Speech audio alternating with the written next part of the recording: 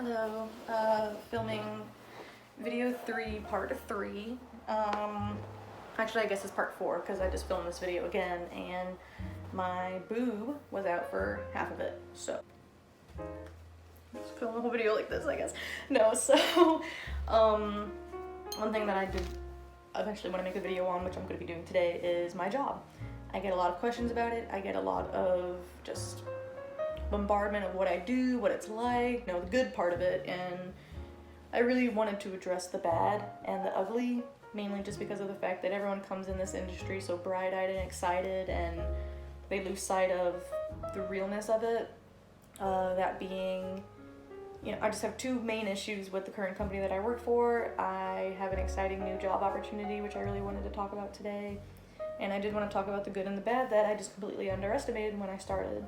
I work at a medical and recreational dispensary. It was medical when I started. It was Green Solution when I started. They have about 20 to 21 locations in Colorado, and we have 2 in Illinois. In January, they sold those 2 locations in Illinois to a company called Jushi. It's called Sushi with a J, essentially. And they have a retail brand called Beyond Hello. So the 2 storefronts of Green Solution in Illinois got turned into Beyond Hello. And that started in January. The name change didn't come until about, I want to say, April or May, when, you know, actually the sign out front actually got changed and the whole storefront actually became Beyond Hello. I started in April of 2019, May 31st, when House and Senate, voted that legal cannabis sales in Illinois would start on January 1st of 2020. I was super excited. Best believe, though, the first words that came out of my mouth were, okay, well, you know, the workload's about to explode, you know, are we gonna get a pay increase? And nothing came from that. Every single time I saw a big wig come in, it was one of the first things I addressed. The only real answer I got was from one, and he said that, oh yeah, we'll have online training that'll be good for your guys' raises and stuff, and that's how you guys will get your promotions and your raises. And I said, training on what? And they said, you know, like product knowledge and cannabis knowledge, all of that good stuff. I said, well, I have that. We all have that. What about, you know, the workload increase being a pay raise? Because, like, you know, like, a lot of people are going to leave. The store up the road is starting them off more for doing the exact same job, considering the fact that they're also going to be wrecked too. You know, it's like, I mean, to put into perspective, I started at Green Solution at $11 an hour. It wasn't until about 2 months after we had gone wrecked that we actually got a pay raise for all the hard work and long days and long nights that we did. They gave us free edibles one day, got a $250 bonus, which was completely taken out considering taxes, so we did not see that bonus at all. And, well, it helped out with taxes being taken out, but, I mean, I think the bonus was $250, and out of taxes I got about $400, $500 taken out, so I really did not see that bonus at all. And I still got taxed. So, now Jushi starts them all off at $12. And then they'll get $13 after they get a raise. I mean, after they get done with training, so they'll get to the 13. I mean, I was doing 80, 90, 100-hour weeks. Weeks, okay? Weeks. You're supposed to do about 80 hours full-time on a paycheck. I did twice that. Okay, so work was not fun. You know, we got hazard pay, so we went up to 15, but they took away our hazard pay the same week that they made masks mandatory in all locations. So, again, not the best in regards to pay. I would hope that they would like to get their shit together one day and be able to actually start paying us and their employees better. We had 12 employees when we went rec. 12. Of those 12, there's 5 left. Of those 5, 2 of them have been here longer than me. So, the second location is going to be primarily rec, mainly just so that we can take some more focus and keep medical patients at the current facility that we are at. Something about them, they just can't care about medical patients enough to stop those recreational sales just even for just security of medical patients at all. An example is we had an employee actually quit because of this. He went on lunch and never came back. He tried to find a product for a medical patient and we were sold out of it on the rec wall.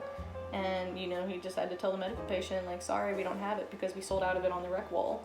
The issue is that the product was a primarily CBD product. It was 14-to-1 capsules, meaning it's 14 parts CBD and 1 part THC, which is super awesome for someone who does not want to get high. CBD does not get you high. It just does not have the right receptors to attach to those CB1s, and it's just not going to get you high. It just can't. And, you know, they got rid of it.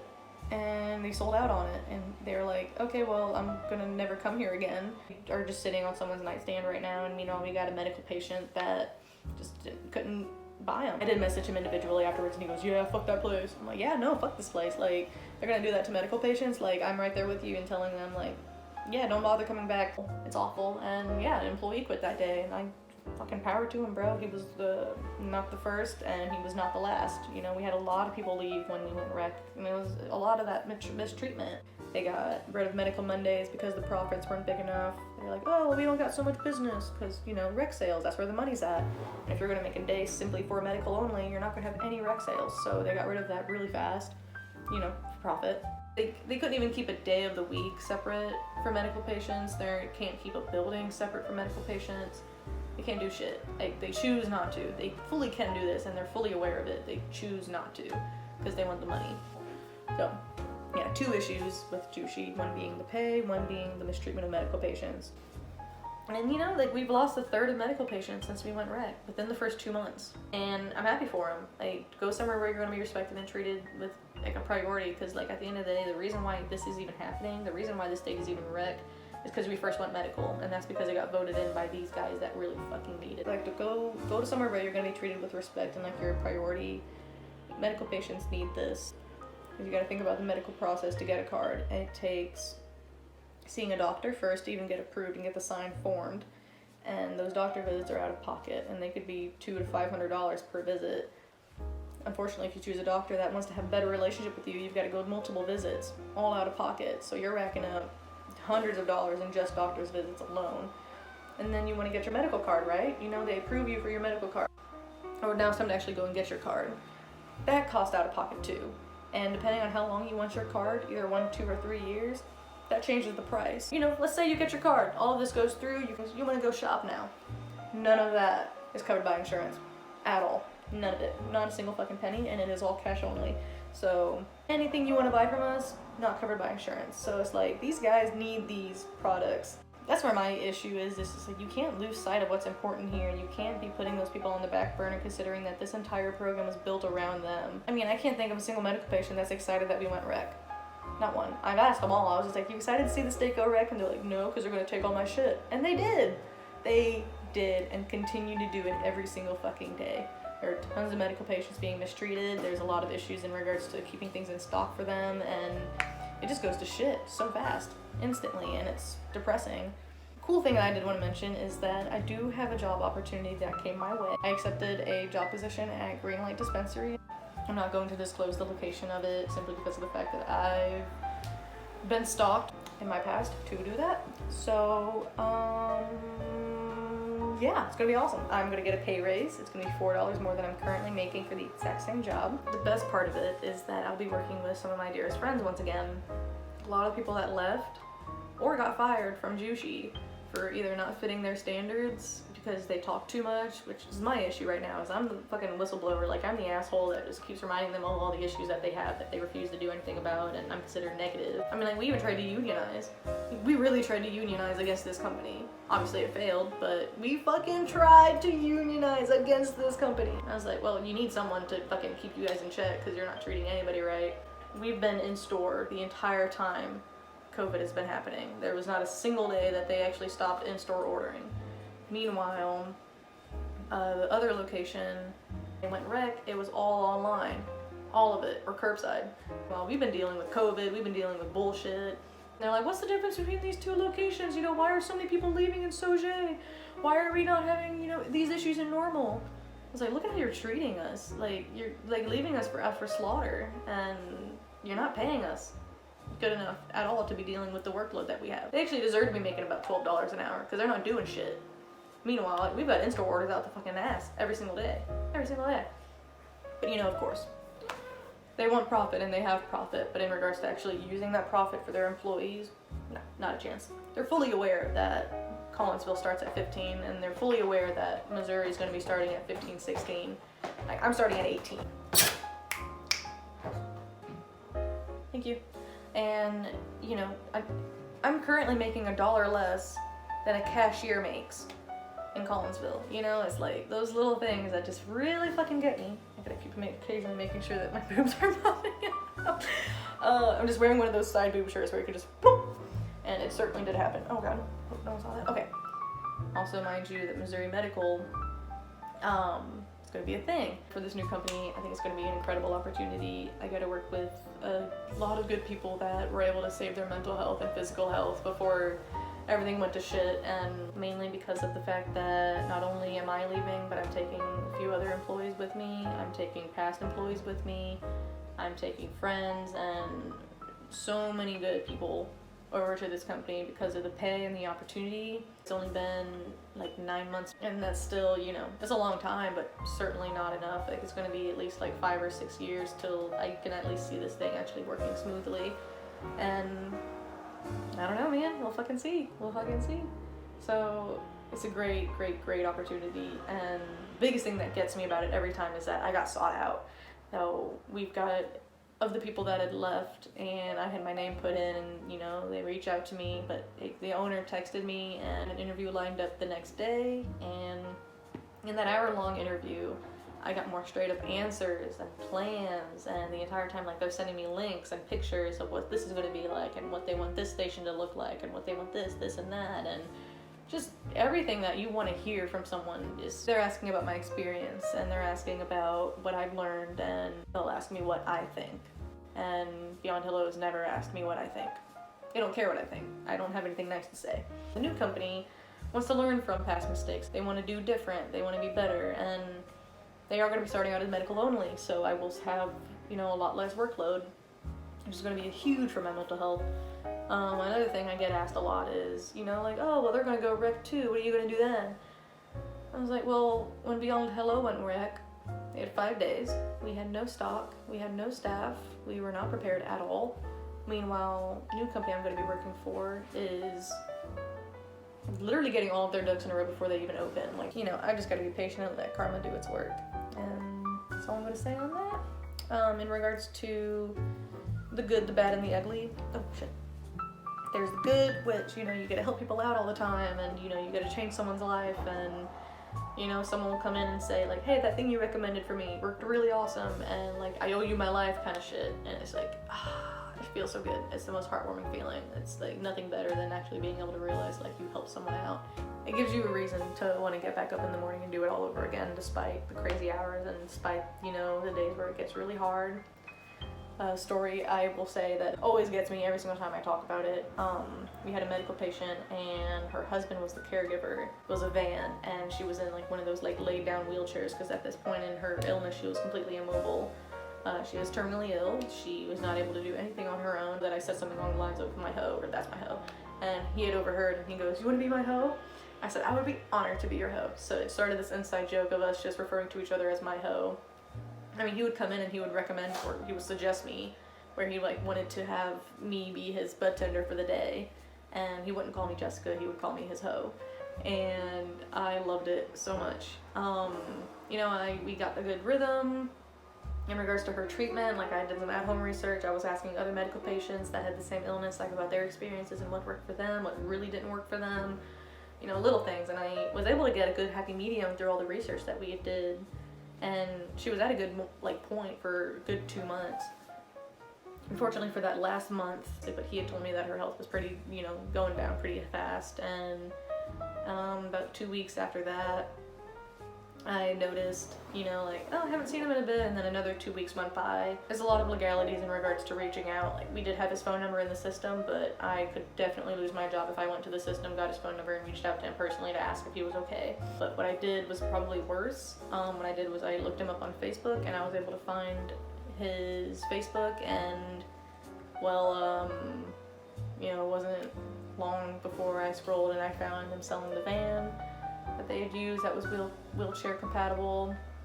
It wasn't long before I saw the wheelchair. I saw everything that they had been using for her treatment. I saw the post where he was selling the house because of the memories, and it was too painful for him to continue living there, where he had said, you know, his wife had passed away about a week before Christmas, and, you know, it's one of those points where, like, his family was already aware of it, and he was already aware of it. Our job at that point was really just there for pain relief in her final days, and I just hope that she was without pain in those final days and those final moments. Like, I can only just hope that. Last time I saw him was the last time he came into shop, and that was also the last time I talked to him, so I have not talked to him at all. Yes, I did look him up on Facebook, and that was very naughty of me, but I didn't do anything past that.